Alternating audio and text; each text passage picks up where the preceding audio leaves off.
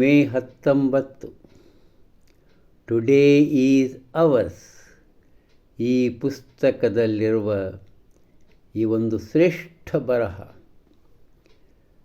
ನಮಗೆ ಒಬ್ಬ ಮಹಾನ್ ವ್ಯಕ್ತಿಯ ನೆನಪನ್ನು ಮಾಡಿಸಿಕೊಡುವ ಜೊತೆಗೆ ಒಂದು ಮಹಾಪಾತ್ರದ ಪರಿಚಯವನ್ನು ಮಾಡಿಕೊಡ್ತದೆ ಇಲ್ಲಿ. ಹಾಗಾದರೆ ಯಾವುದಿದು, ಏನಿದೆ ಇದರಲ್ಲಿ ಅನ್ನುವಂತಹ ಕುತೂಹಲ ತಮಗೆಲ್ಲರಿಗೂ ಉಂಟಾಗಿರಬೇಕು. ಮೊದಲು ಓದು, ಇಂಗ್ಲೀಷ್ ಓದು, ನಂತರ ಕನ್ನಡದ ಭಾವಾರ್ಥ, ಆಗ ತಮಗೆ ಎಲ್ಲವೂ ತಿಳಿಯುತ್ತದೆ. ಶಿರೋನಾಮೆ a unique role. A unique role. In Hindu society, the mother occupies a unique place and she embodies whatever is kindness, mercy and love. Abba. Manu himself becomes lyrical when speaking of the veneration and greatness of the mother. ಕೆಳಗ 3 ಪ್ಯಾರಾಗಳು ಆ ತಾಯಿಯ ವರ್ಣನೆ, ಆ ಸ್ತ್ರೀಯ ವರ್ಣನೆಯ ಬಗ್ಗೆವೆ. The mother's destiny to bear children as they are possessed of the highest excellence, are worthy of worship and brighten up the household with their radiance. In the homes of the women are veritable goddesses of fortune with no difference whatsoever. The begetting of offspring, the nurture of those born, and the carrying out of the daily duties are possible because of the wife, as we see before our eyes. Offering the due discharge of religious duties, faithful service, highest conjugal happiness, and besides heavenly bliss for the father and for oneself. All these things are absolutely depending on the wife. Manu 9:26-28. Manusmriti ಕ್ರಿಸ್ತಶಕ ಪೂರ್ವ 3ನೇ ಶತಮಾನ ಅಂತ ಹೇಳ್ತಾರೆ ಕೆಲವರು. 3-4 ಮಂದಿ ಋಷಿಗಳು ಕೂಡಿ ಬರೆದದ್ದಿಟ್ಟು ಅಂತ ಹೇಳ್ತಾರೆ. ಆದರೆ ಹೆಸರು ಮಾತ್ರ ಲಾಸ್ ಆಫ್ ಮನುಸ್ಮೃತಿ ಎಂಬ ಹೆಸರು. ಅದರ 3 ಪ್ಯಾರಾಗಳನ್ನು ಜೆ ಮಾರುಸ್ ಅವರು ಇಲ್ಲಿ ಇಂಗ್ಲೀಷ್ನಲ್ಲಿ ಬರೆದು ಇರಿಸಿದ್ದಾರೆ. ಅದಕ್ಕೂ ಪೂರ್ವದಲ್ಲಿ ತಮ್ಮದೇ ಆದಂಥ ಅದ್ಭುತವಾದ 2 ಪುಟ್ಟ ಪ್ಯಾರಾಗಳನ್ನು ಬರೆದಿಟ್ಟಿದ್ದಾರೆ. ಆ ಶಿರೋನಾಮೆ ಅರ್ಥ ಏನು? ಎ ಯುನಿಕ್ ರೋಲ್, ಮಹಾನ್ ಪಾತ್ರ. ಮಹಾನ್ ಪಾತ್ರ, ಎಲ್ಲರ ಜೀವನದಲ್ಲಿ ಒಂದು ಮಹಾನ್ ಪಾತ್ರವಿದು.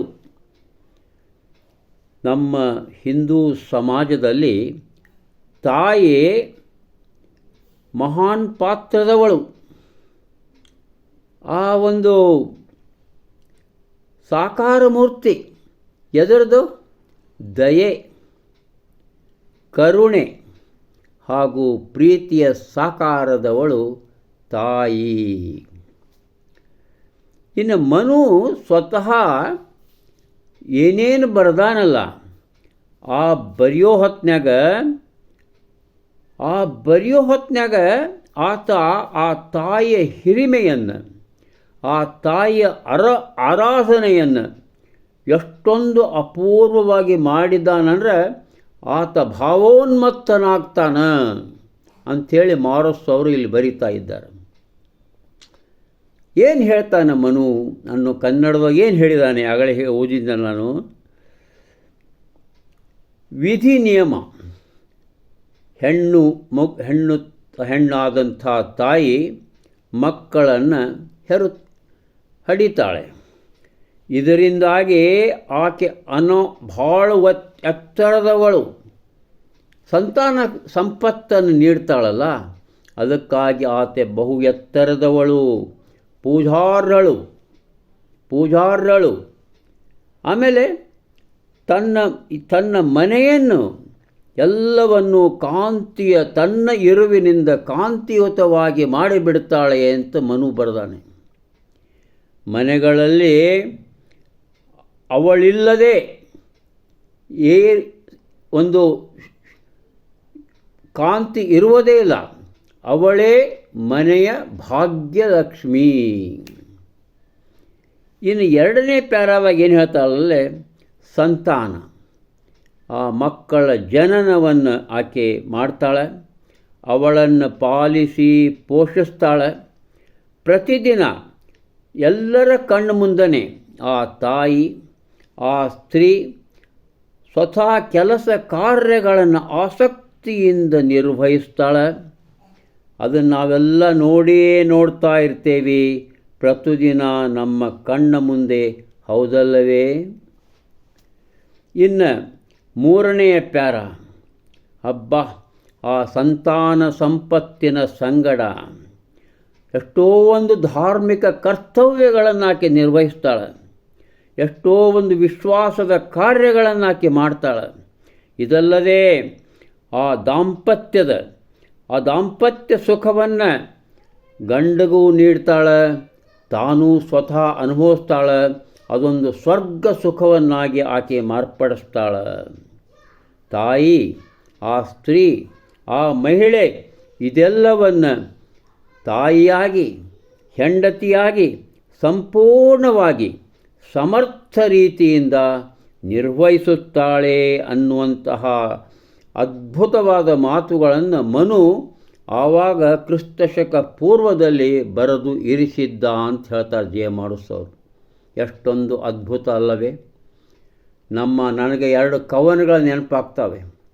ನಮ್ಮ ರಾಷ್ಟ್ರಕವಿ GS ಶಿವರುದ್ರಪ್ಪನವರು ಸ್ತ್ರೀ ಅಲ್ಲವೇ ಎನ್ನುವಂಥ ಅದ್ಭುತವಾದ ಕವನ. ಆಮೇಲೆ ನಮ್ಮ ಪ್ರೇಮ ಕವಿ ನರಸಿಂಹಶಾಸ್ತ್ರಿಗಳು